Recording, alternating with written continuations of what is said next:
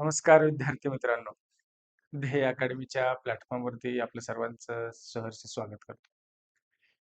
आज आपण नवीन विषयाकडे आलेलो आहोत. कोणता विषय म्हटलं तर समोर आपल्या स्क्रीनवरती आहे. टी-ई-टीच्या संदर्भामध्ये शिक्षक पात्रता परीक्षा जी आहे 2025 ची आता नोव्हेंबर 23 ला या ठिकाणी एक्झाम होणार आहे. सुरुवात. त्या त्या परीक्षेला या ठिकाणी आपण सामोरे जाणार आहोत. त्यासाठी 1ली ते 5वी पर्यंतचा पहिला पेपर आहे. या पेपरमध्ये आपल्याला फीस ठेवलेली आहे आपण ₹999. ठीक आहे. लाईव्ह आणि रेकॉर्डेड अशी ही बॅच आहे आपल्याकडे. ओके. हा सर्व शिक्षक वर्ग आहे, प्राध्यापक वर्ग आहे, जो आपल्यासाठी फॅकल्टी म्हणून या ठिकाणी तुमच्या समोर आहे. दुसरं या ठिकाणी आहे शिक्षक पात्रता परीक्षेमध्ये टी-ई-टी 6वी ते 8वी पेपर सेकंड आहे आणि ₹999 ही सुद्धा बॅच आहे. सेपरेट आहे. लाईव्ह आणि रेकॉर्डेड अशी. आणि Google Play स्टोअरवरती आपण या ठिकाणी जायचं आहे आणि ॲप डाउनलोड करायचं आहे. ॲप डाउनलोड करून घेतल्याच्या नंतर आपल्याला या ठिकाणी बॅच जी काही पाहिजे आहे, ती बॅच आपण या ठिकाणी घेऊ शकताय, पर्चेस करू शकताय.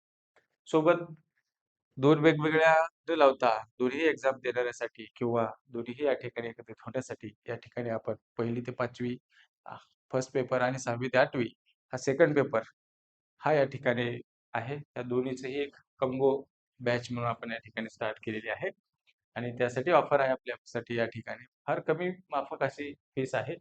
₹1599 म्हणजे 1599 फक्त. एवढी या ठिकाणी लाईव्ह आणि रेकॉर्डेड बॅच आहे. फॅकल्टी आहे आपल्यासमोर. आता आपल्याला ज्यावेळेस आपण बघत आहोत, त्यावेळेस हं, हे सर्व शिक्षक वर्ग आहेत आणि सिलेबस जर आपण बघितला, विचार केला तर सिलेबसचा थोडासा जर अंदाजा घेतला, तर आपल्याला मराठी हा विषय आहे टी-ई-टीला. बालमानसशास्त्र हा विषय आहे. सोबत इंग्रजी आहे. त्याच्या ऑब्लिक आपण हिंदी सुद्धा या ठिकाणी घेऊ शकताय किंवा इतर कोणतीही भाषा घेऊ शकताय. हे सर्व असताना सोबत जे फर्स्ट पेपर, सेकंड पेपर या दोन्हीच्या संदर्भ या ठिकाणी विचार केला, तर परिसर अभ्यास म्हणून या ठिकाणी फर्स्ट पेपरला असतो आणि सेकंड पेपरला आपल्याला माहिती आहे, की जर 6वी ते 8वी साठी आपण जर सामाजिक शास्त्र निवडलं, तर जी-एसचा जो भाग आहे, त्यामध्ये नागरिकशास्त्र असेल, इतिहास असेल, भूगोल असेल, ओके. या सर्व विषयांचा समावेश त्याच्यामध्ये या ठिकाणी होतो आणि जर आपण सायन्स फॅकल्टीचे असाल, तर आपण तिथे या ठिकाणी मॅथ आणि काय निवडणार आहोत? सायन्स निवडणार आहोत, म्हणजे विज्ञान निवडणार आहोत आणि त्याविषयीचे प्रश्न या ठिकाणी असणार आहेत. मग त्यानुसार आपल्याला दोन्हीही या ठिकाणी घ्यायचे आहेत. पूर्ण सिलेबस कंप्लीट करायचे आहे. तर आपण आज या ठिकाणी जाणार आहोत एका नवीन विषयाकडे. जसं मी आधीच म्हटलं, नवीन विषय म्हणजे काय आहे? तर मानसशास्त्र. फार जिव्हाळ्याचा विषय आहे मानसशास्त्र आणि सोबत अ, जर त्याला आपण जराही थोडंसं सीरियस घेतलं नाही, तर अवघड सुद्धा विषय आहे. आणि खूप जणांचं टेन्शन येतं, की मानसशास्त्राचे प्रश्न, मानसशास्त्राचे विचारवंत आणि मानसशास्त्राच्या उपपत्त्या हे कशा अभ्यासायच्या आणि कशा पद्धतीने या ठिकाणी प्रश्न असणार. खूप असे मोठे प्रश्न आपल्यासमोर उपस्थित झालेले असतात. पण ह्या सर्व गोष्टीचं टेन्शन न घेता अभ्यास सुरू करायचा. अभ्यास सुरू केला, की ऑटोमॅटिक आपल्याला काय होणार आहे? ते कळत जाणार आहे आणि कळत नाही तिथं आम्ही आहोतच. आणि सर्व ह्या बॅचमध्ये आपल्याला या ठिकाणी ते होणारच आहे, कंप्लीट होणार आहे. पण मी आज तुम्हाला या लेक्चरमधून एक सांगणार आहे पी-वाय-क्यू. कोणते पी-वाय-क्यू? तर मानसशास्त्राचे पी-वाय-क्यू आपल्यासमोर या ठिकाणी ठेवत आहे. कारण परीक्षा द्यायची आहे आपल्याला, परीक्षेला सामोरं जायचं आहे. पण परीक्षेला सामोरं जात असताना नेमके प्रश्न कसे असतात हे आपल्याला माहिती असणं गरजेचं आहे. आणि जर प्रश्न आपल्याला माहिती नसतील, तर आपण ते म्हणजे जो वे आहे, बेस्ट वे कोणता आहे, ते आपल्याला लक्षात येणार नाही. म्हणजे अभ्यास करताना समजेल आपल्याला. त्यासाठी आधी पी-वाय-क्यू या ठिकाणी आपण समोर या ठिकाणी बघणं गरजेचं आहे. आणि तेच मी तुमच्या समोर या ठिकाणी घेऊन आलेलो आहे. आणि लक्षात येईल आपल्याला, की पी-वाय-क्यू बघितल्याच्या नंतर, की टी-ई-टीला या ठिकाणी मानसशास्त्राचे कसे प्रश्न असतात. ओके. पण आता थोडंसं आपण बघूया, की नेमकं प्रश्न कशा स्वरूपाचे आहेत. आता मी एक टॉपिक घेतलेला आहे, बालकांची वाढ आणि विकास असं या ठिकाणी टॉपिक घेतलेला आहे. जे तुम्हाला या ठिकाणी लक्षात येऊन जाईल, की बालकाची वाढ आणि विकासाच्या संदर्भात प्रश्न असतील. ओके? ठीक आहे.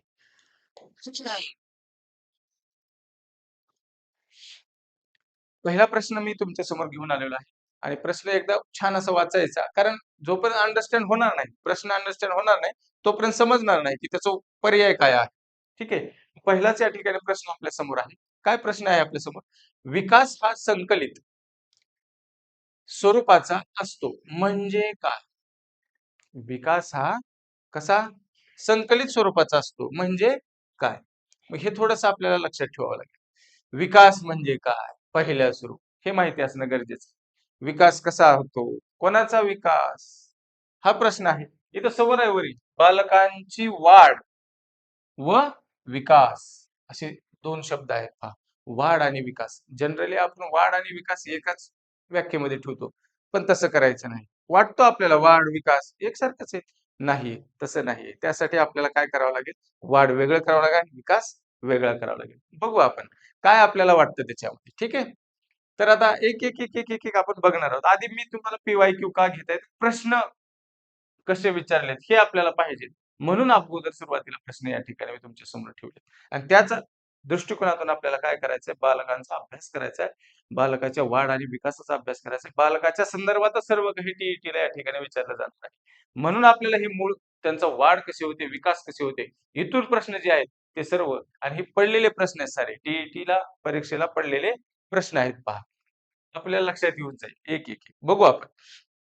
विकास हा संकलित स्वरूपाचा असतो म्हणजे संकलित स्वरूपाचा म्हणजे नेमकं कसं साठवलेल्या स्वरूप संकलित म्हणजे साठवणे असा अर्थ होतो. मग स्वरूपाचा असतो म्हणजे नेमकं कसा विकास हा दृश्य स्वरूपाचा असतो म्हणजे काय असं म्हणतात. विकास हा दृश्य स्वरूपाचा असतो असं एक विधान आहे. दुसरं विधान आहे विकास हा दृश्य आणि अदृश्य परिणामातून घडून येतो. विकास कसा घडून येतो? दृश्य आणि अदृश्य यांच्या दोन्हीच्या परिणामातून काय करतो? घडून येतो असं या ठिकाणी ते म्हणतो हे विधान. तिसरं विधान काय आहे? विकास हा दृश्य असतो. विकास हा अदृश्य असतो असं या ठिकाणी म्हटलेलं आहे. म्हणजे फक्त दृश्य आहे का? फक्त अदृश्य आहे का? पुन्हा नंतर आणखी काय म्हटलेलं आहे? विकास हा वाढीच्या स्वरूपात घडून येतो. जशी जशी वाढ होत जाते तसा तसा विकास होत जातो. असा हा पर्याय या ठिकाणी. ओके. मग आता काय वाटतं तुम्हाला? ह्याच्यावरती काय तुम्हाला म्हणजे उत्तर काय असेल असं वाटतं? थोडा विचार करा म्हणजे लक्षात येऊन जाईल. ओके. केला विचार? ठीक आहे. मग आता जाऊया प्रश्न उत्तराकडे. केला असेल आत्तापर्यंत. ओके. पहा आता. पर्याय पहिला दृश्य स्वरूपाचा असतो. फक्त दृश्य म्हणून कसं चालणार आहे? फक्त दृश्य म्हणून चालणार आहे का? नाही.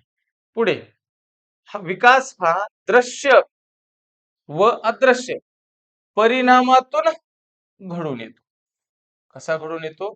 दृश्य आणि अदृश्य परिणामातून घडून येतो. मग आता हे जास्तीत जास्त मॅक्सिमम आपल्याला काय वाटत आहे? हो, हे असू शकतं असं आपल्याला उत्तर वाटतं. वाचल्यानंतर हे लगेच कळतं आपल्याला. हा पर्याय असू शकतो, तो पर्याय असू शकतो. आपण लगेच गेस करायला तयार करतो, सुरू करतो. मग हा आहे का ते? मग कन्सेप्ट क्लिअर असेल तर डायरेक्ट आपण उत्तर देतो. परंतु कन्सेप्ट क्लिअर नसेल तर मग असे कन्फ्यूज होतात. पुन्हा नंतर विकास हा अदृश्य असतो, असं एक म्हटलेलं आहे. आता दृश्य आणि अदृश्य एक तर या ठिकाणी बाजूलाच पडले. मग पुन्हा नंतर चौथा पर्याय काय? विकास हा वाढीच्या स्वरूपात घडून येतो. जशी वाढ होते तसा विकास होतो असं त्यांचं म्हणायचं. पण या ठिकाणी पहा पर्याय क्रमांक कोणता बरोबर असेल? तर पर्याय क्रमांक 2 बरोबर असेल. कोणता बरोबर असेल? 2. का 2 बरोबर आहे? विकास हा दृश्य आणि अदृश्य. दृश्य म्हणजे दिसणारा, अदृश्य म्हणजे न दिसणारा. मग आता विकास हा कसा होतो? दृश्य स्वरूपात आहे. म्हणजे बालकाची या ठिकाणी काय होत आहे? विकास होत आहे. म्हणजे कसं कळतं त्याला? तर त्या बालकाला आपण काय करत आहोत? बोलत आहोत, चालत आहोत. मग तो लेखन कौशल्य शिकतो, तो वाचन कौशल्य शिकतो, तो या ठिकाणी बोलण्याची जी काही कला आहे, ती या ठिकाणी शिकत जातो. म्हणजे तो समजून घेतो सर्व वातावरणानुसार.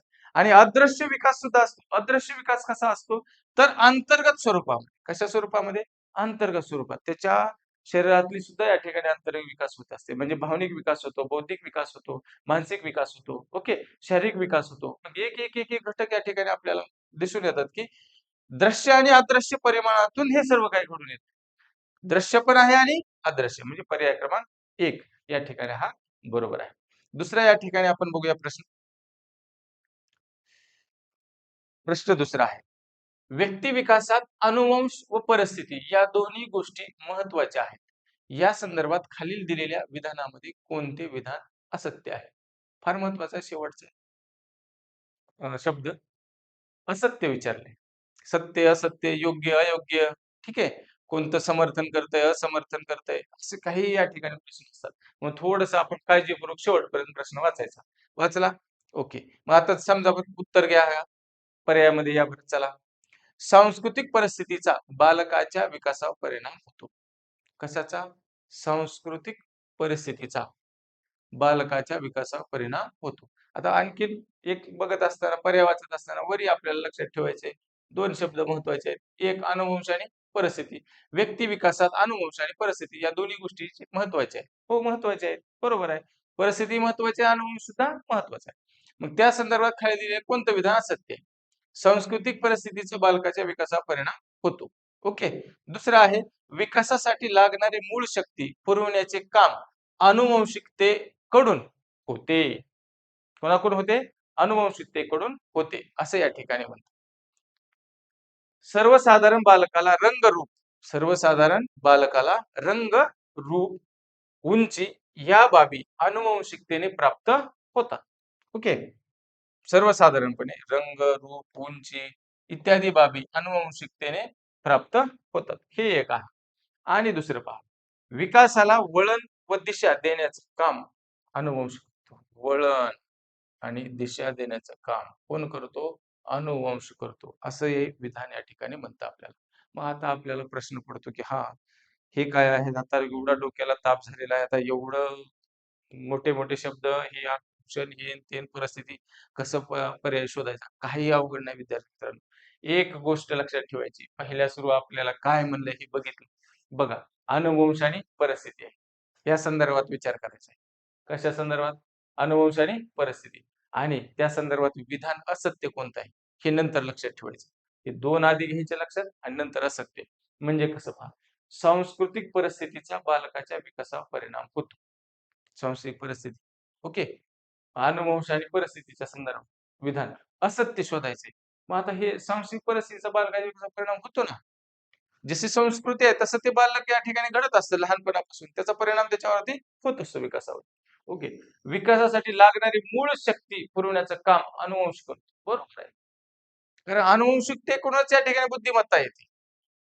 कोणाकडून येते? अनुवंशिकतेकडून बुद्धिमत्ता येते. मग अनुवंशिकतेकडून बुद्धिमत्ता येते तर मूळ जी शक्ती आहे ती त्याच्यामध्येच आहे अनुवंशिकतेकडून. ओके. मग हे सुद्धा म्हणजे विधान बरोबर आहे. सर्वसाधारण बालकाला रंग, रूप, उंची इत्यादी बाबी अनुवंशिकतेमध्ये हो मिळतातच. अनुवंशिकतेकडूनच मिळतात. कारण गॉल्टन या विचारवंतांनी आपल्याला सांगितलेलं आहे, की वडील असतील, आई आणि वडील असतील यांच्याकडून 50% या ठिकाणी काय मिळतात? अनुवंशाकडून गुण गुण या ठिकाणी मिळत असतात. 50% गुणदोष मिळत असतात. आणि सोबतच दुसरे या ठिकाणी सांगितले, की जर आजोबा असतील, आजी आणि आजोबा असतील, त्यांच्याकडून 25% गुणदोष या ठिकाणी मिळतात. त्याच्यासोबतच दुसरे या ठिकाणी काही नातलग असतील, आपले मामा असतील, हे सर्व या ठिकाणी असतील जे रक्तसंबंधातले, त्यांच्याकडून आणि इतरांकडून 12.5% काय मिळत असतात? अनुवंशाकडून गुणदोष मिळत असतात. अनुवंशाच्याद्वारे गुणदोष मिळत असतात. असं या ठिकाणी सांगितलेलं आहे. कोण सांगितले? गॉल्टन या विचारवंतांनी सांगितले, मानसशास्त्रज्ञांनी. मग आपल्याला लक्षात ठेवायचे हे सर्व मिळतं. मग हे विधान बी सत्य आहे. म्हणजे पहिलं विधान सत्य आहे, दुसरं विधान सत्य आहे, तिसरं विधान सत्य आहे आणि चौथं विधान कसं आहे? विकासाला वळण व दिशा देण्याचं काम अनुवंश करते. म्हणजे हे विधान मात्र काही पटत नाही. हे विधान या ठिकाणी चुकीचं आहे, असत्य आहे. ओके. मग आपल्याला विचारलंय काय? हे सत्य विचारले. अनुवंश आणि परिस्थिती ह्यासाठी हे वरचे तिन्ही बरोबर आहेत. तिन्ही पर्याय या ठिकाणी काही सत्य आहेत. मग हे मात्र विधान कसं आहे? असत्य आहे. कसं? वळण आणि दिशा. मग त्या विद्यार्थ्याला, त्या बालकाला वळण लावायचे. त्या बालकाला काय लावायचे? वळण लावायचे. मग वळण लावत असताना आपण त्या विद्यार्थ्याला, बालकाला कसं वळण लावतो? हे कसं अवलंबून आहे? अनुवंशावर आहे का? नाही.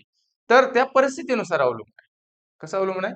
परिस्थितीनुसार. म्हणजे वळण आणि दिशा देण्याचं काम अनुवंश करत नाही. म्हणजेच अनुवंश करते असं नाही म्हटलंय. म्हणजे विधान कसं आहे?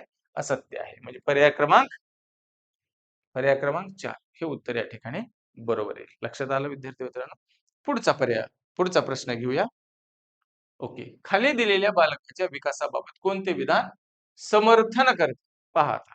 असमर्थन करते किंवा समर्थन करत नाही किंवा समर्थन करते असं या ठिकाणी प्रश्न आपल्याला विचारला जातो. मग आता बघू आपण. पर्याय क्रमांक कसे कसे आहेत आपले? 1, 2, 3, 4 आहेत. मग त्याच्यामध्ये बालकाच्या विकासाची विविध अंगे एकमेकावर अवलंबून नसतात. तर पहा, बालकाच्या विकासाची विविध अंगे. अंगे आणि क्षेत्र हे सर्व बौद्धिक क्षेत्र, बौद्धिक अंग, मानसिक अंग, शारीरिक अंग, ओके. पुन्हा भावनिक अंग, हे सर्व या ठिकाणी क्षेत्र आहेत त्याची. मग तेच या ठिकाणी एकमेकावर अवलंबून नसतात म्हणते. असं होऊ शकत नाही. नसतात नाही, असतात. एकमेकावर अवलंबून असतात. ओके. शारीरिक क्षमता वाढली म्हणजे बौद्धिक क्षमता वाढणारच आहे. बरोबर आहे. मॅक्सिमम ह्या गोष्टी होणार आहेत. भावनिकता सुद्धा या ठिकाणी वाढणार आहे. वय वाढत जातं तसं शरीर वाढत जातं आणि त्यासोबत इतर सुद्धा विकास होत जात असतो. म्हणजे ते एकमेकावर अवलंबून आहे. अनुवंशाने संक्रमित झालेल्या गुणदोषाचा परिणाम बालकावर होतो. पहा, अनुवंशाने संक्रमित झालेले कोणते गुण आणि दोष? आताच मी सांगितलं गुण आणि दोष. गीत या ठिकाणी आई वडिलांकडून किती टक्के? 50%. पुन्हा नंतर आजी आजोबाकडून किती टक्के? 25%. आणि पुन्हा नंतर इतर या ठिकाणी जे नातेवाईक जवळचे आणखी त्यांच्याकडून 12.5% आणि इतर दुसरे जे काय या ठिकाणी असतील त्यांच्याकडून किती? 12.5%. अशा पद्धतीनं या ठिकाणी सांगितलेलं आहे. गुण आणि दोष दोन्हीचा परिणाम या ठिकाणी बालकावर होतो. ओके. अनुवंशाने संक्रमित झालेल्या गुण दोषाचा परिणाम बालकावर होतो असं या ठिकाणी आपल्याला म्हणावं लागेल. तिसरं या ठिकाणी पहा, जसे जसे बालकाचे वय वाढते तशी तशी विकासाची गती वाढते. आता बालकाचे वय या ठिकाणी वाढत जाते तशी तशी विकासाची गती वाढते असं या ठिकाणी म्हणतात नाही. तर सुरुवातीच्या काळात जास्त प्रमाणात त्याचा काय होत असतो? विकास होत असतो. वय वाढत गेलं विकासाची गती वाढते असं होत नाही. म्हणजे हे सुद्धा नाहीये. वरचं या ठिकाणी काय होणार आहे? चूक होणार आहे. 1-2 क्रियाक्रम आपल्याला बरोबर वाटत आहे. ओके. पुन्हा नंतर आणखी चौथा बघूया. भिन्न परिस्थिती व वातावरण यात वाढलेल्या बालकाच्या विविध कौशल्यात सारखेपणा आढळतो. पहा, भिन्न परिस्थिती, परिस्थिती कशी आहे? भिन्न. आणि वातावरण यात वाढलेल्या बालकाच्या विविध कौशल्यात सारखेपणा आढळतो. कसं आढळेल? एक समजा एकाच घरी 2 मुलं जन्मलेली आहेत, जुळे आहेत. एकाला जंगलात सोडलं आणि एकाला कुठं ठेवलं? आपण घरीच ठेवलं. त्याला जे काही एज्युकेशन द्यायचे ते सर्व आपण देत गेलो. त्याचं सर्व काळजी घेतली जसे आपण जनरली करत असतो, बालकांची काळजी घेत असतो. आणि एकाला जंगलात सोडलं, तर जंगलात सोडलेल्याचा जो आहे विकास आहे आणि इथं घरी असल्याचा विकास आहे, सारखा होणार आहे? होत नाही. पण इथं विधान काय म्हणतंय? सारखा आढळतो असं म्हणतंय. दोन्ही भिन्न परिस्थितीत, कशा परिस्थितीत? भिन्न परिस्थितीत आणि वातावरणात वाढलेल्या बालकाचा सारखेपणा आढळतो. कसा अडवू शकत नाही. म्हणजे पर्याय क्रमांक चौथा या ठिकाणी चुकीचा आहे. मग कोणता बरोबर आहे? समर्थन कोणाचं करावं लागेल? पर्याय क्रमांक 2. कोणाचा करावा लागेल? पर्याय क्रमांक 2. प्रश्न तसा विचारलेला आहे, त्या पद्धतीने उत्तर आपल्याला द्यावं लागेल. खालील दिलेल्या बालकांच्या विकासाबाबत कोणते विधान समर्थन करते? तर हे विधान काय करतं? समर्थन करतं. अनुवंशाने संक्रमित झालेल्या गुणदोषाचा परिणाम बालकावर होतो. जे काय या ठिकाणी गुणदोष असतील ते अशा पद्धतीने संक्रमित होते आणि त्याचा परिणाम गुण आणि दोषाचा परिणाम दोन्हीचाही परिणाम या ठिकाणी होत असल्याचं आपल्याला दिसून येतो. लक्षात आलं? ओके. ठीक आहे. चालायचं पुढे मग. चला. पुढचा प्रश्न. महत्वाचा प्रश्न आहे पहा. अनुवंश आणि परिस्थिती. आपल्याला अनुवंश म्हणजे काय हे माहिती असणं गरजेचं आहे. ओके. कारण ते आपल्याला शिकायचं आहे. नाही असं नाही. पण प्रश्न आहेत. म्हणून आपल्याला या ठिकाणी काय शिकायचंय हेच माहिती असणं गरजेचं आहे. मग ते जे कन्सेप्ट आहेत त्या सर्व कन्सेप्ट आपल्याला बघायच्या.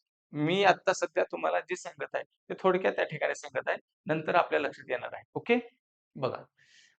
अनुवंश परिस्थिती हे दोन्ही घटक व्यक्ती विकासामध्ये महत्वाचे आहेत. व्यक्ती विकासामध्ये हे बालकाच्या विकासामध्ये कोणते घटक महत्वाचे आहेत? अनुवंश आणि परिस्थिती असे दोन्हीही महत्वाचे आहेत.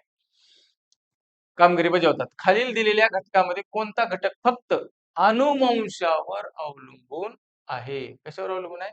अनुवंशावर.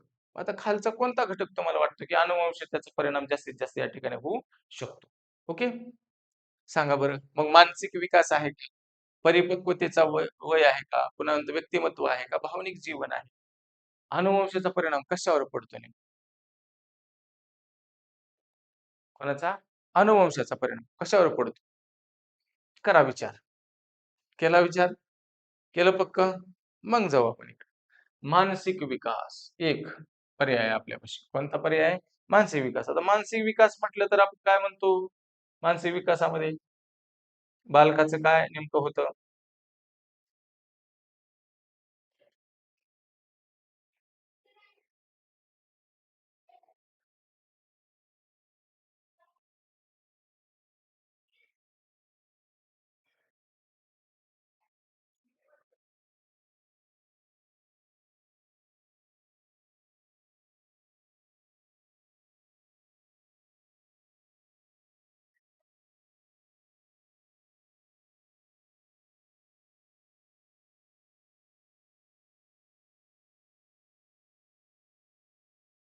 बरं. ठीक आहे.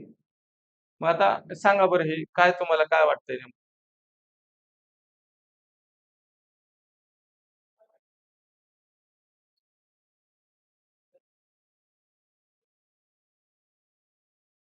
ह्याच्यामध्ये काय वाटतंय तुम्हाला? मानसिक विकास, परिपक्वतेचे वय, व्यक्तिमत्व आणि भावनिक जीवन हे अनुवंशावर अवलंबून असणारा घटक कोणता आहे? कशावरती? अनुवंशावर अवलंबून असणारा घटक. मग आता हे कसं तुम्हाला नेमकं काय वाटतं? सांगा. कशावर अवलंबून? अनुवंशावर अवलंबून.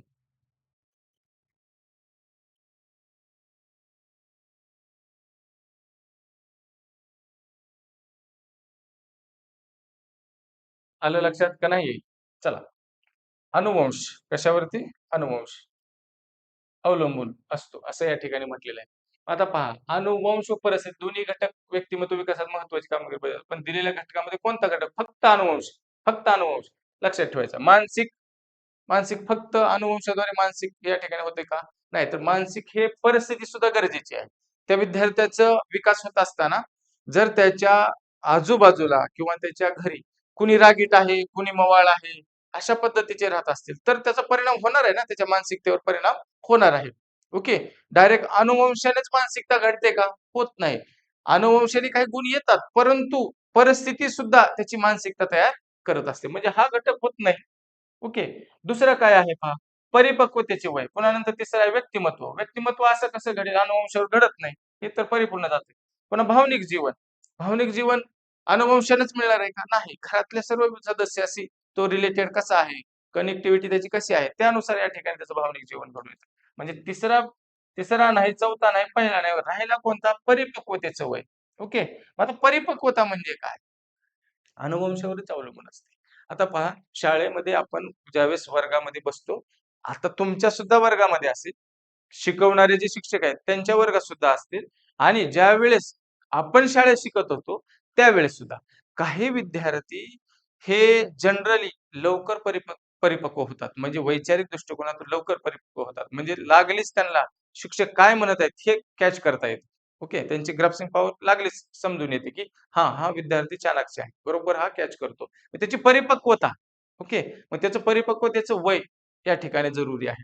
म्हणजे त्या क्लासमध्ये, त्या वर्गामध्ये तो परिपक्व असेल, तर तो अध्ययन करणार आहे. अन्यथा अध्ययन करणार नाही. म्हणजे अनुवंशावर अवलंबून असणारं एकच घटक आहे. कोणतं? परिपक्वतेचं वय. लक्षात आलं? ओके. ठीक आहे. म्हणजे पर्याय क्रमांक 2 या ठिकाणी बरोबर आहे. पुढचा प्रश्न आहे तुमच्या समोर. घ्या एकदा वाचून घ्या. म्हणजे तुमच्या लक्षात येईल. ठीक आहे.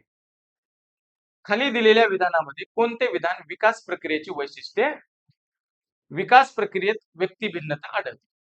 तर फार असे मोठे-मोठे शब्द असतात त्याच्यामुळे आपल्याला काय होतं, अडचण होते. त्यामुळे अडचण होते. पण त्या अडचण होत द्यायची नाही. अर्थ समजून घ्यायची. एक-एक शब्दाचा अर्थ समजला तर आपल्याला कोणताच अवघड जाणार नाही. विकास प्रक्रियेचे वैशिष्ट्ये. विकास प्रक्रियेचे वैशिष्ट्ये आहे. असं म्हणता आहे बरं का. आहे वगैरे असं नाही. आहे. चला. विकास प्रक्रियेत व्यक्तिभिन्नता असते. विकास प्रक्रियेत व्यक्तिभिन्नता असते. मग आपल्याला लक्षात ठेवायचे विकास प्रक्रियेमध्ये व्यक्तिभिन्नता असते का नसते? म्हणजे व्यक्ती भिन्न असतो असं त्यांना म्हणायचं. ओके. हे लक्षात आलं? दुसरा पर्याय काय सांगतो? विकास प्रक्रियेत व्यक्तीचे जैविक घटक अप्रभावी असतात. तर विकास होत असताना जैविक घटक अप्रभावी इथं शब्द पहा. प्रभावी, अप्रभावी लक्षात ठेवायचं. प्रत्येक प्राणी जातीतील विकास प्रक्रिया ही सारख्या प्रकारची असते. प्रत्येक प्राणी जातातील विकास प्रक्रिया. प्रत्येक प्राणी जातातील कसे असेल हो? सरळ-सरळ निगेटिव्ह वाटत आहे. ओके. बरोबर. पुन्हा विकासाची गती प्राथमिक अवस्थेमध्ये कमी असते. चूक. विकासाची गती प्राथमिक अवस्थेमध्ये कमी नाही तर कशी असते? जास्त असते. चला हा पण गेला. ओके. वाटत जाऊया आपण एक, एक, एक, एक. लक्षात येतं आपल्याला. जास्त.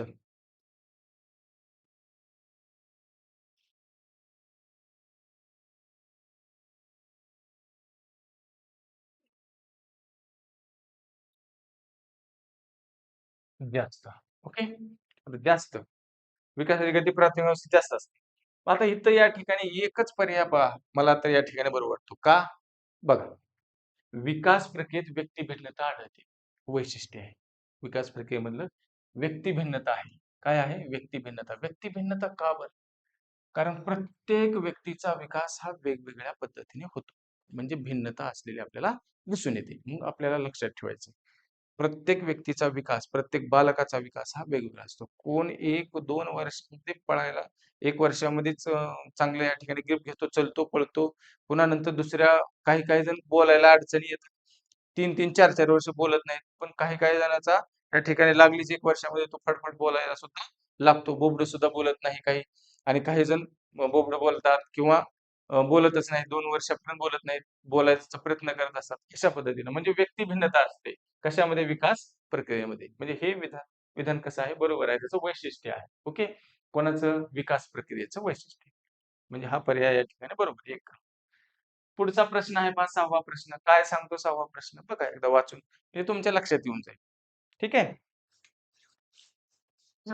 समजत असेल तर या ठिकाणी बरोबर हे करत चला. बघत चला, की बाबा आपल्याला लक्षात येतंय का? विकास हा स्थूलाकडून सूक्ष्माकडे होतो. म्हणजे विकास हा स्थूलाकडून सूक्ष्माकडे होतो. म्हणजे काय? स्थूलाकडून आणि सूक्ष्माकडे. सूक्ष्म म्हणजे लहान, मोठ्याकडून लहानाकडे असं या ठिकाणी. लक्षातच ठेवायचं लगेच. हे विकास असा असं त्यांनी म्हणत आहे. मग बालक सुरुवातीला ढोबळ क्रिया करते. बालक सुरुवातीला ढोबळ क्रिया करते. हो, क्रिया क्रिया करते पहिल्या सुरू बरोबर आहे हे. पुन्हा नंतर बालक सुरुवातीलाच सूक्ष्म क्रिया करू लागते. ढोबळ क्रिया करते. सूक्ष्म क्रिया असा शब्दप्रयोग आहे. सूक्ष्म क्रिया म्हणजे असं त्यांना जर म्हणायचं असेल सूक्ष्म क्रिया, असं सूक्ष्म क्रिया कशी या ठिकाणी होणार? सूक्ष्म कशी समजायची? हे पण नाही वाटत आहे. ही ढोबळ क्रिया करते. सरळ ज्याला हातवारे करायचे हातवारे करतात. ओके. पुन्हा बालकाला सुरुवातीला ढोबळ क्रिया करू लागल्यानंतर त्यातील सूक्ष्म कौशल्य आत्मसात करते. पहा, फार म्हणजे फार महत्वाचं दिसायला हे पहा. विधानच महत्वाचं आहे. आणि चौथं काय आहे? बालक सुरुवातीला सूक्ष्म कौशल्यावर प्रक्रिया करून लागल्यानंतर ढोबळ क्रिया करते. असं होऊ शकत नाही. उलटं होतच नाही. सूक्ष्म क्रियाहून ढोबळकडे जात नाही. ढोबळकडून सूक्ष्म क्रियाकडे जाईल. ओके? आलं का लक्षात आता? साधा आहे, सरळ आहे. प्रश्न एवढे आपल्याला कन्फ्यूज करणारे आणि टेन्शन सुरुवातीला जास्त असल्यामुळे चुकत असतात. पण चुकवायचं नाही. टेन्शन घ्यायचं नाही. मग आपल्याला लक्षपूर्वक वाचायचं. पर्याय क्रमांक 3 वाचून बघा. छानपैकी वाचा म्हणजे तुम्हाला बरोबर समजेल. बालक सुरुवातीला ढोबळ क्रिया करू लागल्यानंतर त्यातील सूक्ष्म कौशल्य आत्मसात करतात. आधी ढोबळ क्रिया करतं. बरोबर आहे? आधी ढोबळ क्रिया करतं. का? काही त्याला जर आता एखादी वस्तू पकडायची असेल, तर उगाच त्यानं मारत असणार हात हात. त्याला पकडायचा आता. हाताची पकड या ठिकाणी होत नसेल. मग आता असं मारत आहे हात त्या वस्तूवरती. पण ती येतच नाही. त्याला पकडण्याची क्रियाच माहीत नाही. मग पुन्हा नंतर असं मारत, मारत, मारत त्याला असं वाटलं, की बोट आणखीन वळावे लागतात. मग ती एखादी वस्तू काय करतं असं धरून वळतं. मग तेच ढोबळ क्रिया त्याच्या काय होतात? काय होत असतं त्याला? जो पकडता येतात. म्हणजे एक क्रिया त्याची अशी परफेक्ट नंतर होत असते. ओके. म्हणजे अशा पद्धतीने. म्हणजे आधी ढोबळ क्रिया होते आणि नंतर पुन्हा परफेक्ट करतं. म्हणजे थॉर्नडाईक च्या संदर्भात उपपत्ती आहे पहा. प्रयत्न प्रमाण उपपत्ती. कोणाची? थॉर्नडाईकची. त्यांनी तेच सांगितलेलं आहे. मांजराची पेटी असते. मांजराच्या पेटीमध्ये मांजर ठेवलेलं असतं आणि तिथं वरी मासा लावलेला असतो आणि त्या माश्याला या ठिकाणी खायचं असतं. कोणाला? मांजराला. मग मांजर जर ते मासा खायचा असेल तर त्याला काय करतं? आधी उगा आदळआपट करतंय. इथं पाय मार, तिथं पाय मार. तिथं जिथं ठेवलंय तिथं बघतंय. परंतु ते तिथं बघत असू का एखादी कळ दबते किंवा तिथलं एखादं बटन दबतं. पटकन निघतं की पटकन जातं ते. अशा पद्धतीने. म्हणजे आधी उगा इकडं-तिकडं फेऱ्या मारतो, कशाला बी हात लावतो. ही ढोबळ क्रिया आहे या ठिकाणी आणि पुन्हा नंतर त्याला कळून चुकतं की इथं मारल्यानंतर काय होतंय? दरवाजा उघडतो आणि जाऊन मी तिथलं अन्न खातो. अशा पद्धतीची क्रिया होते. म्हणजे आधी ढोबळ क्रिया होतात, नंतर सूक्ष्म कौशल्य आत्मसात केली जातात. ओके. म्हणजे पर्याय क्रमांक 3 या ठिकाणी काय आहे आपला? बरोबर आहे. पुढचा प्रश्न घेऊया. वाचा व्यवस्थित म्हणजे तुम्हाला लक्षात येईल. बालकाला लाभणारा अनुवंश हा रंगसूत्रे व रंगमण्यांच्या सहाय्याने गर्भधारणेच्या वेळी निश्चित होतो. पहा. बालकाला लाभणारा अनुवंश हा रंगसूत्रे, रंगमण्यांच्या सहाय्याने गर्भधारणेच्या वेळी निश्चित होतो. व त्यात बदल करता येत नाही. अनुवंश याविषयी खालीलपैकी कोणते विधान योग्य नाही म्हणजे चुकीचे आहे. योग्य नाही म्हणजे चुकीचे हे शोधायचे. ओके, वाचा पर्याय. दिसत आहेत पर्याय? चल,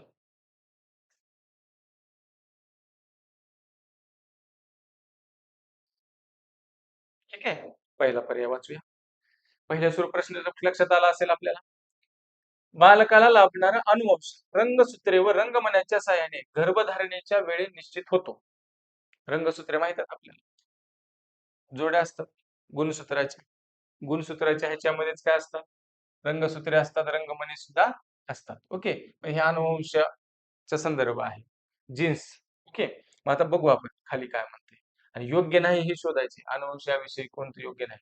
बालकाच्या शारीरिक रचनेवर, स्नायू संस्थेवर अनुवंशाचा प्रभाव असतो. कोणाचा प्रभाव असतो? अनुवंशाचा प्रभाव असतो.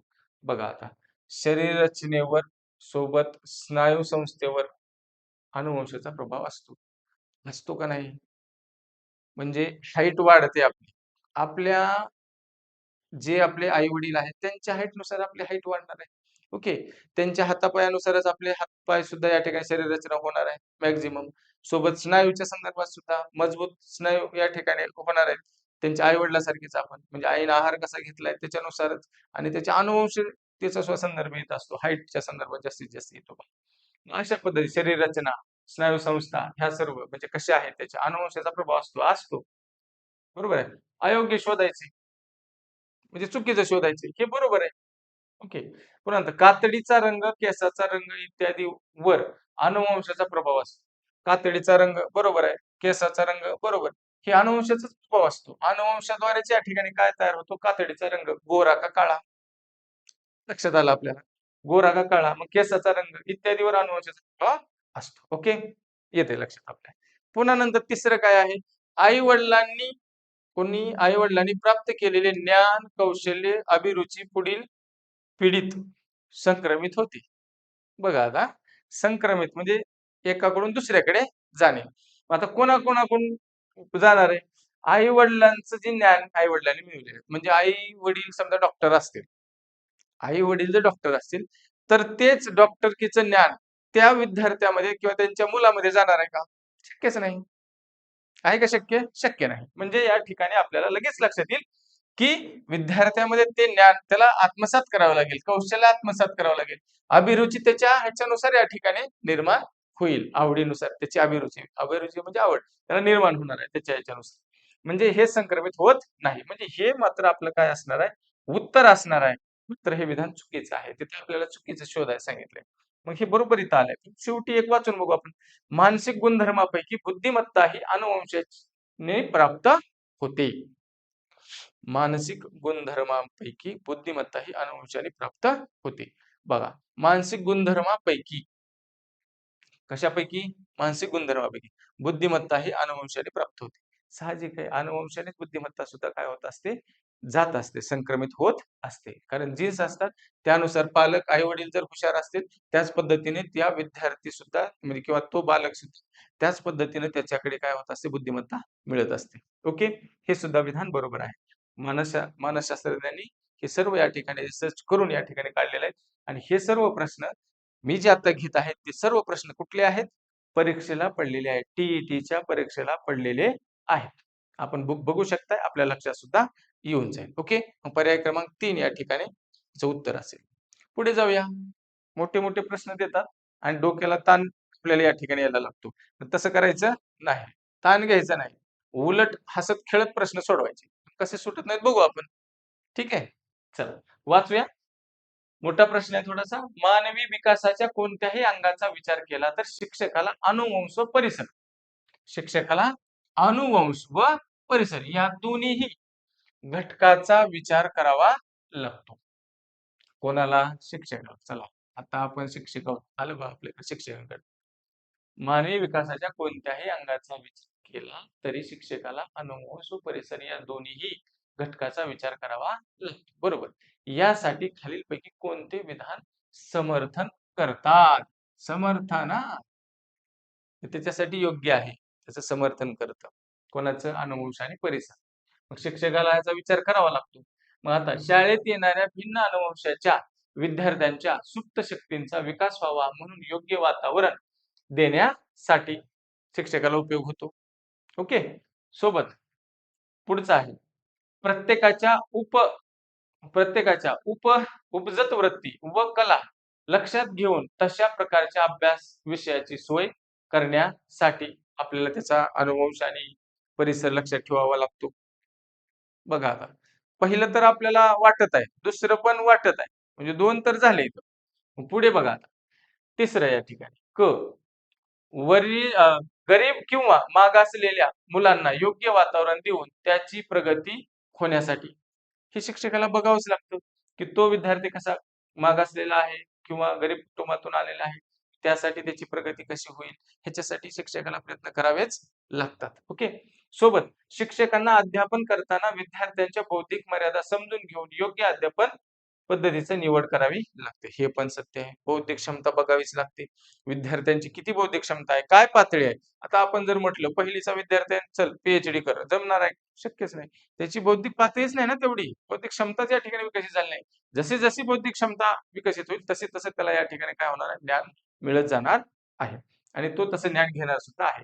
मग आता पर्याय क्रमांक कोणता आहे बघू आपण. 1, 2, 3, 4 असे चारही अ, ब, क, ड असे तिन्ही चारही बरोबर आहेत. म्हणजे इथं अ, ब, क आहे.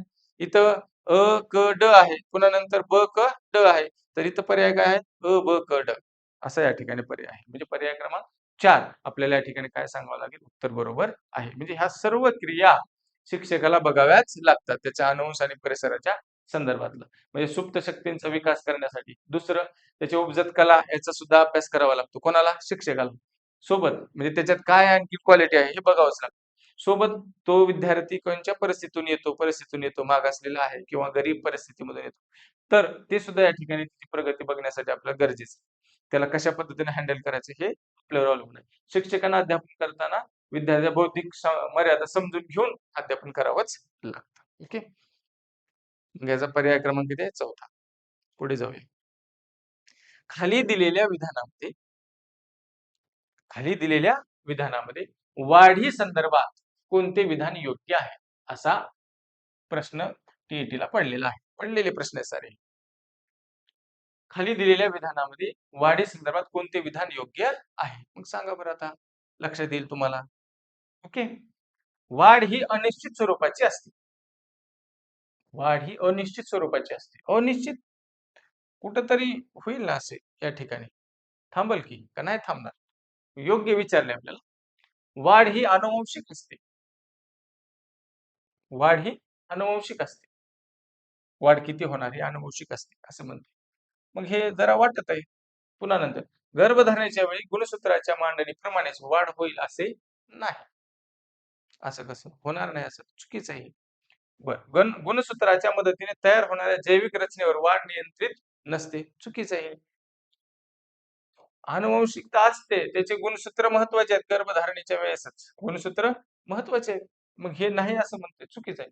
मग या ठिकाणी वाढ ही आनुवंशिक असते. हाईट किती व्हायची? जे लहान समजा हे आहेत, हाईट नाहीत आणि दोघांचा विवाह झाला आणि त्यांचं या ठिकाणी जे अपत्य आहे ते कसं होणार आहे? त्यांच्या हाईटनुसारच मॅक्झिममपणे होत असतं. ओके. म्हणून आनुवंशिक अ, वाढ ही आनुवंशिक आहे असं आपल्याला म्हणावं लागेल. ओके.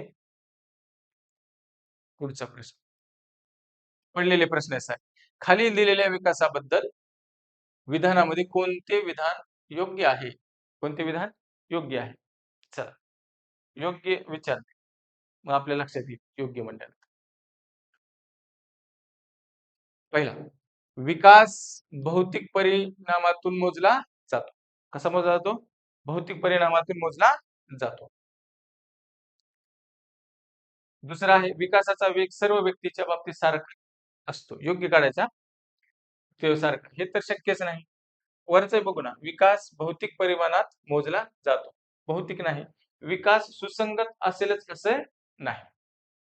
विकास सुसंगत असेलच असे नाही. आणि व्यक्ती आणि वातावरण यात आंतरक्रिया होऊन विकास घडून येतो. व्यक्ती आणि वातावरण फार महत्वाचं आहे. विकास सुसंगत असेलच असं नाही. असं कसं होईल? विकास हा सुसंगतच असतो. पुन्हा नंतर व्यक्ती आणि वातावरण यात आंतरक्रिया होऊन विकास घडून येतो. आंतरक्रिया झाल्याशिवाय विकास घडूच येणार नाही, घडूच शकणार नाही. कारण का? विकास घडायचा म्हणजे विद्यार्थी शिकणार आहे. तर शिकणार आहे म्हणल्यानंतर काय करावं लागेल त्याला? शिक्षकाशी कनेक्टिव्हिटी त्याला राहावं लागणार आहे. कोणतंही कौशल्य आत्मसात करायचं तर आई-वडिलांना त्याला विचारावंच लागणार आहे. म्हणजे जे काही या ठिकाणी उभं राहायचंय, चलायचंय, बोलायचंय, काय त्यानं म्हणजे सर्व या ठिकाणी दुसऱ्यावर अवलंबून आहे ना? नाही असं कसं? म्हणजे वातावरण आणि तो व्यक्ती यात आंतरक्रिया होऊन त्याचा काय होतो? विकास घडून येतो. असं याचं उत्तर आहे. ओके. पर्याय क्रमांक किती आहे? 4 हा प्रश्नाचं उत्तर. पहा मित्रांनो, तर आपल्याला असं वाटतं की किती अवघड आहे की काही अवघड नाही. फक्त जरा समजून घ्या. समजून घेतलं की बरोबर सोपं होतं. आणि ते आपण करून देऊ. काही अडचण नाही. ओके. ज्या मुलांच्या शारीरिक स्वास्थ्य, सुरक्षितता, प्रेम आणि आदर या खालच्या दर्जाच्या गरजा समाधान कारकरित्या पूर्ण झालेल्या असतात. ती मुले सतत आत्मप्रकटीकरणाच्या बाबतीत धडपडत असतात. असे मत खालीलपैकी कोणत्या मानसशास्त्रज्ञाने मांडले? आता एक ह्या ठिकाणी पहा, शारीरिक स्वास्थ्य, सुरक्षितता, प्रेम, आदर आणि शेवटी काय आहे? आत्मप्रकटीकरण असे एक विचारवंत आहेत. त्या विचारवंतांनी माणसाच्या ज्या गरजा आहेत, त्या गरजाच्या संदर्भामध्ये सिद्धांत मांडलेला आहे. मग ह्या गरजेच्या संदर्भात सिद्धांत मांडला. तर आता कसा मांडला? मग आपल्याला थोडंसं लक्षात ठेवावं लागेल ते. ठीक आहे. बरोबर. चला. आता काय होतं माहिती आहे का? पहिल्या सुरू आपली कोणती आवश्यकता असते? शारीरिक. ठीक आहे. शारीरिक. पहिली कोणती असते? शारीरिक गरजा म्हणजे जेवणाची गरज आपल्याला मूळ आहे सुरुवातीला. ओके. ही शारीरिक गरज असते. ही गरजा. गरजा लक्षात ठेवा. प्रत्येक ह्याच्या समोर आता गरजा लिहित बसणार नाही. पण लक्षात ठेवायचं तुम्ही गरज आहे. पुन्हा नंतर दुसरी या ठिकाणी शारीरिक गरज झाली की आपल्याला काय लागते? सुरक्षिततेची गरज. ठीक आहे. दुसरी कोणती आहे? लगेच ठेवा पुढे. प्रेम आहे. प्रेम आणि आपुलकीची गरज. प्रेम आणि आदर. आणि पुन्हा नंतर काय येते? आत्मप्रकटीकरण.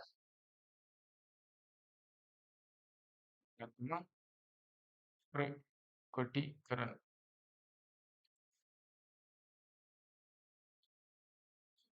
आणि आत्मप्रतिष्ठेची गरज.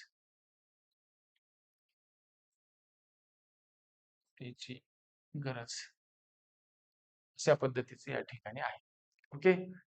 शारीरिक गरजा आहे, सुरक्षितता आहे, प्रेम व आदर आहे, आत्मप्रकटीकरण. ओके. आत्मप्रकटीकरण आणि हे एकच आहे हा. विषय जरा थोडासा हे झाला. हं. आत्मप्रकटीकरण आणि हे एकच आहे. प्रतिष्ठेची किंवा प्रकटीकरणाची. एकच. ओके.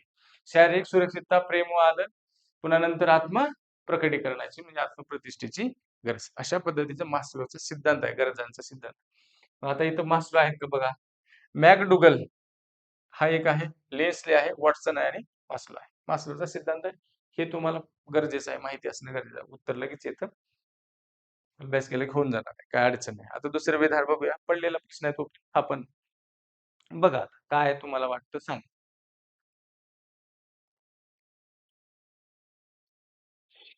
खाली दिलेल्या विकास प्रक्रियांच्या वैशिष्ट्यामध्ये कोणते वैशिष्ट्य अयोग्य आहे? कोणते वैशिष्ट्य अयोग्य आहे? अयोग्य शोधायचा. विकास प्रक्रियेमध्ये वैशिष्ट्य. विकास हा सहश्लेषणात्मक स्वरूपाचा आहे. दुसरं विकास प्रक्रियेमध्ये व्यक्ती भिन्नता आढळते. वैशिष्ट्य विकासामध्ये सभोवतालच्या परिसराचा वाटा असतो. प्राण्यांच्या तुलनेत प्राण्यांच्या तुलनेत मानवाच्या विकासाचा वेग जास्त असतो. आपल्याला शोधायचे काय? अयोग्य शोधायचे. मग इथं भरपूर दिसत आहेत आपल्याला वाचल्यानंतर लगेच लक्षात येतं. विकास हा सहक्रियात्मक स्वरूपाचा आहे. विकास प्रक्रियेमध्ये व्यक्ती भिन्नता आढळते. बरोबर. विकास प्रक्रियेमध्ये व्यक्ती भिन्नता आढळते. हे बरोबर आहे. होते. सोबत विकासामध्ये सभोवतालच्या परिसराचा वाटा असतो. प्राण्यांच्या तुलनेत मानवाच्या विकासाचा वेग जास्त चुकीचा आहे. पहा. हे मात्र चुकीचं असणार आहे. हे सुद्धा बरोबर आहे. सहस्ल्यात्मक स्वरूपाचा असतो. आता हे बरोबर आहे म्हणजे काय आहे? उत्तर बरोबर आहे. म्हणजे असे विधान बरोबर आहे. पण आपलं इथलं उत्तर काय आहे? ते मात्र लक्षात ठेवायचं आहे. कोणतं उत्तर असणार आहे? तर पर्याय क्रमांक 4 म्हणजे विकासाचा वेग हा जास्त असतो. कशामध्ये जास्त असतो? प्राण्यात असं म्हणतंय मानवाच्या तुलनेत. तर तसं नाही. तर या ठिकाणी विकासाचा वेग हा मानवामध्ये जास्त असतो. पण प्राण्यांचा जेवढा विकास होतो तेवढा नाही. म्हणजे त्यांचं वय वाढत जातं, पण बुद्धीचा विकास तेवढा होत नाही. इतर गोष्टीचा विकास होत नाही. ठीक आहे? ओके. पुढचा प्रश्न घ्या. द्या उत्तर. खालील दिलेल्या विकास विषयीच्या विधानामध्ये कोणते विधान असत्य आहे? कसं आहे? असत्य आहे. सत्य, असत्य, योग्य, अयोग्य, समर्थन, असमर्थन असं जरा बघा. व्यक्ती आणि वातावरण यात आंतरक्रिया होते व त्यामुळे विकास घडून येतो. व्यक्ती आणि वातावरण यात आंतरक्रिया होते व त्यामुळे विकास घडून येतो. होते, बरोबर आहे. आंतरक्रिया होतच असते. व्यक्ती आणि वातावरणामध्ये आंतरक्रिया होत असते. विकास घडून येतो. प्रगतीच्या स्वरूपात बदल होण्याच्या क्रियेला विकास संबोधतात. प्रगतीच्या स्वरूपात बदल होण्याच्या क्रियेला विकास संबोधतात. प्रगतीच्या स्वरूपात बदल झाला तर तो काय झाला? क्रियेलाच काय झाला आपण? विकास असं म्हणतो. गुणधर्मात होणाऱ्या बदलाची जाणीव करून देणारा विकास असतो. गुणधर्माच्या गुणधर्मात होणाऱ्या बदलाची जाणीव करून देणारा विकास असतो. गुणधर्मात बदल होतोच, नक्की होतो. म्हणून तो विकास असतो. ओके. वाढ ही विकासाच्या तुलनेत व्यापक संकल्पना आहे. चूक. वाढ ही विकासाच्या तुलनेत व्यापक संकल्पना आहे. नाही तर व्यापक कोण आहे? विकास आहे. व्यापक कोण आहे? विकास. कारण विकास आणि वाढ याचा जर संदर्भ घेतला आपण तर वाढ ही संकल्पना विकासाच्या मध्ये येते. बरोबर? विकास ही संकल्पना मोठी आहे आणि वाढ ही छोटी संकल्पना आहे. म्हणजे संकल्पना व्यापक कोणती आहे? विकास आहे आणि वाढ त्याच्या अंतर्गत येतो. विकासामध्ये सर्वच वाढ आली ना, वाढ आलीच त्याच्यामध्ये. म्हणून या ठिकाणी हे विधान कसं आहे? असत्य आहे. हे विधान बरोबर आहे. तो पर्याय नंबर 4 बरोबर आहे. चला. पुढचा प्रश्न बघू आपण. ओके. पुढचा प्रश्न आहे. व्यक्ती विकासासंदर्भात खालीलपैकी कोणते विधान योग्य आहे? व्यक्ती विकासा त्याच्यासाठी कोणतं विधान योग्य आहे असं या ठिकाणी म्हणतात. चला सांगा बरं. येते का तुम्हाला बघू? विकासावर विकासावर वातावरणापेक्षा अनुवंशाचा अधिक प्रभाव असतो. बघा. विकासावर वातावरणापेक्षा अनुवंशाचा अधिक प्रभाव असतो. योग्य शोधायचं. आता वातावरण आणि अनुवंश दोघांचा या ठिकाणी संदर्भ येत आहे. कोण कोणापेक्षा जास्त प्रभावी आहे असं ते विधान म्हणते. बघू पुढे व्याख्या. विकासावर अनुवंशापेक्षा वातावरणाचा अधिक प्रभाव असतो. विकासावर कोणाचा? अनुवंशापेक्षा. इथं वातावरणापेक्षा अनुवंश आणि इथं अनुवंशापेक्षा वातावरणाचा अधिक प्रभाव असतो. टाकलं पहा आता कन्फ्युज करण्यासाठी. एक फार गरजेचं आहे. हिथंच या ठिकाणी उत्तर चुकतात. साधे साधे येतात पण हे असे म्हणलं का जरा हे होतंय, त्रास होतो. मग आता डोक्याला ताण येतो. मग आता बघू आपण काय होतंय. विकासावर अनुवंश आणि परिसर यांचा पूरक प्रभाव असतो. पूरक प्रभाव. विकासावर अनुवंश आणि परिसर यांचा पूरक प्रभाव असतो. दोघांचाही पूरक प्रभाव म्हणजे या ठिकाणी आपल्याला दिसून येतो. इथं सुद्धा आहे पहा उत्तर असणार. विकासावर अनुवंशाने संक्रमित झालेल्या गुणदोषाचा परिणाम होत नाही. चुकीचं आहे. हे चुकीचं विधान आहे. बरोबर. योग्य शोधायचे आपल्याला. मग आता बघा. विकासावर अनुवंश आणि परिसर यांचा पूरक प्रभाव असतो. हे विधान मात्र सत्य आहे. कोण कोणापेक्षा जास्त ही तुलना या ठिकाणी आपल्याला करता येणार नाही. ओके. मानसशास्त्राने सुद्धा या ठिकाणी केलेली नाही. म्हणून आपण थोडंसं लक्षात ठेवायचंय. वातावरणापेक्षा अनुवंश नाही असं म्हणता येणार नाही. वातावरण आणि अनुवंश दोन्ही महत्वाचे आहे ना, म्हणजे एकमेकांना पूरक आहेत ते. इथं तिसऱ्यामध्ये आले. ओके. मग हे आपल्याला या ठिकाणी काय असणार आहे? विधान बरोबर असणार आहे. पर्याय क्रमांक 3 बरोबर आहे. पुढचा प्रश्न. कारक विकासामध्ये कारक विकासामध्ये गुटेरजीने गुटेरजने सांगितलेल्या खालीलपैकी कोणत्या बाबीचा समावेश होत नाही? होत नाही. गुटेर गुटेर गुटेरिज गुटेरीज ओके विचारवंत आहेत. कारक विकासाच्या संबोधात व्यक्तिभिन्नता दिसून येते. कारक विकास. आता कारक म्हणजे काय हा मोठा प्रश्न आपल्याला पडलेला आहे. कसा प्रश्न या ठिकाणी येतो लगेच. शब्द आला की आपल्याला वाटतं की कारक काय आहे? लगेच. पण अडचणीत जायचं नाही. बघा एकदा वाचू आपण सांगणार. शैशव अवस्थेत व बालकावस्थेत कारक क्रियांचा विकास विशिष्ट क्रमाने होतो. बघा इथं सुद्धा कारक आलेला आहे. सोबत कौमार्य अवस्था प्राप्त होईपर्यंत मुला-मुलींच्या कारक विकासात खूपच फरक दिसून येतो. बघा आता आणि कारक तिथं आलेले आहे. प्राथमिक शाळेतील मुलांचा कारक विकास इथं सुद्धा कारक आलेले आहे. कारक विकास प्रामुख्याने शारीरिक विकासातील तिक्वता आणि सराव यावर अवलंबून असतो. विधान कोणतं होत नाही असं म्हणतंय गुटेर्झने या ठिकाणी आपल्याला सांगितलेलं आहे. आता त्यांनी काय सांगितलं त्यांचा एक सिद्धांत आहे. त्या सिद्धांतानुसार या ठिकाणी आपल्याला बघा जो विकास होतो कोणाचा बालकांचा. मग आता त्यांनी संबोध वगैरे, वगैरे, वगैरे संबोध माहिती आहे आपल्याला. मी सांगेल नंतर. परंतु संबोध म्हणजे कन्सेप्ट असते. ओके. पण ते सर्व या ठिकाणी व्यक्तिभिन्नता दिसून येते असं ते म्हणते. आता मुळात कारक म्हणजे काय हे थोडंसं लक्षात ठेवा. कारक म्हणजे त्या विद्यार्थ्याची कृती. कारक म्हणजे त्या विद्यार्थ्याची केलेली त्यांनी कृती. मग तो कृती करतो म्हणजे त्याच्यामध्ये काही कन्सेप्ट क्लिअर असतील. मग त्याच्यानुसार तो कृती करणार आहे. बरोबर आहे. मग शैशव अवस्थेत बालकाच्या कारक क्रियांचा विकास विशिष्ट क्रमाने होतो. म्हणजे तो जो कृती करणार आहे त्या एका क्रमातून या ठिकाणी होणार आहे असं त्यांना म्हणायचंय. बरोबर? बरोबर आहे. होतंय ना ते. त्याला आता रांगायचंय तर तो रांगणार आहे. चालायचंय तो चालणार आहे. क्रमाक्रमाने त्या ठिकाणी होणार आहे विकास त्याचा. ओके. ती कृती तो करत जाणार आहे. कारक क्रियांचा. ओके. विशिष्ट क्रमाने होतो. बरोबर आहे. पुन्हा कारक विकासाच्या संबोधात व्यक्तिभिन्नता दिसून येते. बरोबर आहे. कोणाची कृती वेगळी, कोणाची कृती वेगळी. कोण फास्ट कृती करू शकेल, कोण स्लो कृती करू शकेल. दोघांचाही वेग सारखा असणार आहे का? नाही. दरवेळचे संबोध क्लिअर एकदाच होणार आहेत का? नाही. अशा पद्धतीने. म्हणजे हे सुद्धा विधान बरोबर आहे, पण ह्याच्यामध्ये समावेश होत नाही असं त्यांनी म्हटलंय. पण त्यांनी सांगितलेले सत्य आहे.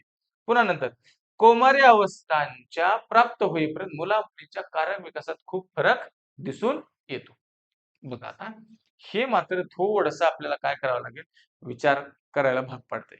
इथं या ठिकाणी थोडंसं चुकीचं आहे. कौमार्य अवस्था प्राप्त होईपर्यंत मुला-मुलींच्या कारक विकासात खूप फरक दिसून येतो. याचा यांच्या सिद्धांतात समावेश केलेला नाही. त्यांना ते मान्य नाही. कोणाला? गुटेरजींना मान्य नाही. कौमार्य अवस्था प्राप्त होईपर्यंत मुला-मुलींच्या कारक विकासात खूपच फरक दिसून येतो. एवढा फरक दिसून येत नाही. भिन्नता आहे, पण कौमार्य अवस्था येईपर्यंत पूर्णच वेगळे आहेत का? नाही. मग हे ते त्यांना मान्य नाही. पुन्हा प्राथमिक शाळेतील मुलांच्या कार्यविकासात प्रामुख्याने शारीरिक विकासाची पक्वता आणि सराव यावर अवलंबून असतो. बरोबर आहे. प्राथमिक शाळेमध्ये याच पद्धतीने या ठिकाणी पहिली, दुसरी, तिसरी ओके इथपर्यंत या ठिकाणी येतो आपण. कौमार्य अवस्था म्हटलं की आपण वरच्या लेव्हलला जातो या ठिकाणी 12 वर्ष 12 पासून पुढे जातो आपण. ओके 12 पासून 19 पर्यंत या ठिकाणी आपण जात असतो कौमार्य अवस्थेत. त्याच्या आधी कोणती अवस्था आहे? किशोर अवस्था असते. कोणती अवस्था असते? किशोर. कोणची अवस्था? किशोर अवस्था. मग ती किशोर अवस्था कितून या ठिकाणी सुरुवात होते? 6 ते 12 वर्ष वयोगटापर्यंत. ती या ठिकाणी येते. मग इथं 12 ते 19 कौमार्य अवस्थेमध्ये. दोघांमध्ये फरक, मुला-मुलीमध्ये फरक दिसतो. जास्त फरक दिसत नाही. त्याच्या विकासाच्या बौद्धिक क्षमता असेल, मानसिक असेल, ह्या सर्व गोष्टीमध्ये शारीरिक ह्याच्यामध्ये विकासामध्ये थोडाफार बदल असू शकतो. मात्र इतर सर्व गोष्टीमध्ये जास्त खूपच फरक दिसून येतो. हे त्यांना मान्य नाही. ओके. प्रश्न पुढचा घेऊया. पडलेला प्रश्न आहे हा. म्हणजे असे मानसशास्त्रज्ञांचे सुद्धा सिद्धांत आपल्याला परीक्षेला विचारले जातात. मग थोडंसं आपल्याला लक्ष द्यायचंय. शारीरिक विकासाबाबत खालीलपैकी कोणती बाब लागू पडत नाही? कोणती बाब लागू पडत नाही? विकास बरोबर. विकास हा परिमाणात्मक असतो असं म्हणता येईल. लागू पडत नाही हा. लक्षात ठेवायचंय. विकास क्रमबद्ध असतो. प्रत्येक व्यक्तीच्या विकासाचा वेग भिन्न असतो आणि विकासातील बदल सुधारणात्मक असतात. ओके. विकास हा परिणामात असतो. कोणतं वाटतं तुम्हाला? सांगा एकदा. म्हणजे तुम्हाला लक्षात आलं पाहिजे. लागू पडत नाही असं म्हणत्या. म्हणजे कोणकोणतं लागू पडतं हे काढा ना आधी. बरोबर आहे. मग कोणकोणतं लागू पडते? विकास हा परिमाणात्मक म्हणजे मोजण्यासारखा असतो का? नसतो. संख्या नसते. वाढ मोजता येते. वाढ काय करता येते? मोजता येते. त्याचं परिमाण करता येतं. मोजता येते. मोजता येते. पण विकास नाही हां. म्हणजे हे चुकीचं आहे. लागू पडत नाही. पुन्हा नंतर विकास क्रमबद्ध असतो. बरोबर आहे. विकास हा क्रमबद्धच असतो. बरोबर. एक वयामध्ये त्याचा तो विकास होत जात असतो. प्रत्येक व्यक्तीच्या विकासाचा वेग भिन्न असतो. हे पण बरोबर आहे. हे पण सत्य आहे. पुन्हा विकासातील बदल सुधारणात्मक असतो. हो, सुधारणा होतच जात असते विकासामध्ये. हे पण बरोबर आहे. म्हणजे हे पण बरोबर आहे. मग या ठिकाणी लागू पडत नाही कोणता आहे? हा पर्याय या ठिकाणी बरोबर येतो. परिणाम नाही. परिमाणात त्याला मोजता येत नाही. म्हणजे किलोग्राम असं असं विकास मोजता येतो का? मोजता येत नाही. वाढ मात्र वजनामध्ये मोजता येते. सेंटीमीटरमध्ये आपल्याला मोजता येते. कशाची? वाढायची. म्हणजे ते परिमाण आहेत ना आपण वजन किलोग्राममध्ये मोजतो, सेंटीमीटरमध्ये उंची मोजतो. ठीक आहे. हे असे परिमाण. तर ते परिमाणात येतो का विकास? येत नाही. ओके. असं त्याचा अर्थ आहे. हे थोडंसं लक्षात ठेवा. पुढे विकास अवस्थेतील वयोगट 6 ते 12 वर्षे या अ, कालावधीतला असे म्हणतात. कोणाला म्हणतात? एकच असणार आहे. आत्ताच सांगितलं मी तुम्हाला. किशोरावस्था. कोणती अवस्था? किशोरावस्था. इथं या ठिकाणी किती येणार आहे? 2 ते 6 वर्षे. इथं 6 ते 12 वर्ष. इथं या ठिकाणी 12 ते 19 वर्ष. पौगंडावस्था. अ, तिथंच या ठिकाणी येणार आहे. बरोबर? 1 मिनिट हां. 6 ते 12 कुमारावस्था 19 वर्षे. बरोबर आहे. कुमारावस्था आणि पौगंडावस्था त्याच्या मधला भाग आहे. म्हणजे 14 ते 18 पौगंडावस्था असं आपण या ठिकाणी म्हणतो. वादळ शांततेचा काळ. कसा? वादळ शांततेचा काळ. तर पौगंड अवस्था असं आपण म्हणतो. मग आता इथे या ठिकाणी कोणती आहे? किशोरावस्था आहे. कोणती आहे? किशोरावस्था. ठीक आहे. पुढचा प्रश्न घेऊया. क्रियात्मक क्षेत्रातील ओके. क्रियात्मक क्षेत्रातील विकासाच्या टप्प्याचा योग्य क्रम कोणता? क्रम लावायचा आहे. क्रियात्मक क्षेत्र हां. म्हणजे त्या बालकाचा विकास कसा होतो? कोणकोणती त्यांनी क्रिया करतात.